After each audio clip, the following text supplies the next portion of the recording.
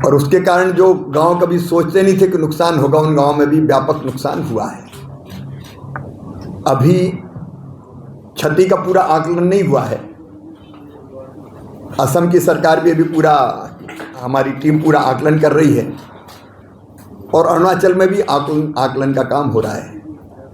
लेकिन असम की सरकार ने भी जो तत्परता दिखाई, जो रिस्पांस था मुख्यमंत्री जी का, पूरी टीम का, उसके कारण कई लोगों की जिंदगी बच पाई, रेस्क्यू भी लोग किए गए। लेकिन नुकसान व्यापक है। ब्रिजेज डैमेज हुए हैं, रोड्स टूटे हैं, बिजली के पोल गिर गए हैं, वाटर सप्लाई की लाइन ध्वस्त हो गई है, फसलें खराब हुई है, पशुओं का भी नुकसान हुआ है, घर टूट गए हैं, घर का सामान खराब हो गया है। इस पूरी क्षति का आकलन होगा।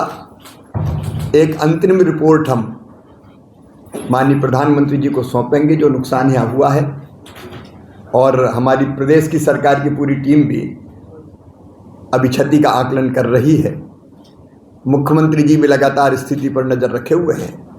तो एक बार पूरा आकलन हो जाएगा तो उसके बाद, अभी तो SDRF की जो राशि है उससे भी रिलीफ के काम चल रहे हैं, तत्काल रिलीफ के काम यहाँ लगातार जारी है। उसके बाद जो NDRF की बैठक होती है, NDRF से जो पैसा देते हैं, HM की अध्यक्षता में बैठक होती है, तो उससे भी असम को भी और अरुणाचल को भी, दोनों को पूरा सहयोग किया जाएगा।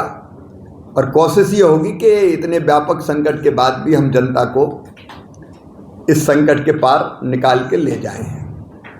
अभी बारिश का प्रारंभ है, इसलिए दोनों तरह की चीज़ें हम लोग यहाँ भी हमने चर्चा की है स्टेट की टीम से। एक शॉर्ट टर्म प्लानिंग, जो लोग प्रभावित हैं उनको कैसे अधिकतम राहत दें। एक हमको लॉन्ग टर्म भी करनी पड़ेगी अभी, क्योंकि बरसात के काफ़ी दिन बाकी है। एक बात और मैं इसके साथ जोड़ना चाहता हूँ, एल नीनो का भी प्रभाव इस साल पड़ने वाला है। अचानक बारिश, ज़्यादा बारिश या कम बारिश, और बारिश में गैप, तो उसकी चिंता भी करनी पड़ेगी। लगभग 12 जिले असम के भी प्रभावित एल नीनो से होंगे, ऐसे हमारे वैज्ञानिक कर रहे हैं, तो उसकी चर्चा भी हमने की है।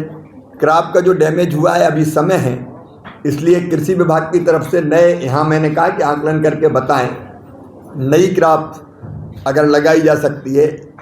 एक जो फसल लगी थी उसके नष्ट होने के बाद, तो उसके लिए भी बीज और बाकी सहायता की जाएगी। मकान इत्यादि डैमेज हुए हैं तो उनमें भी प्रधानमंत्री आवास योजना जैसी जो योजना है केंद्र सरकार की, उससे मदद करके मकान फिर से बन जाए, उसकी चिंता भी की जाएगी। लेकिन एक बार पूरा आकलन हो जाए, भारत सरकार की सारी एजेंसीज भी यहाँ, अगर ब्रिजेज टूटे हैं तो उनको रिपेयर करने में, अस्थायी ब्रिज बनाने में, रोड कहीं ब्लॉक है तो उनको ठीक करने में पूरा सहयोग और सहायता करेगी। लेकिन अभी प्रारंभिक आकलन है। भारत सरकार पूरी तत्परता के साथ असम के साथ खड़ी है, अरुणाचल की जनता के साथ खड़ी है, और हम राहत देने में कोई कसर नहीं छोड़ेंगे। अभी तो मुझे इतना ही कहना था। धन्यवाद।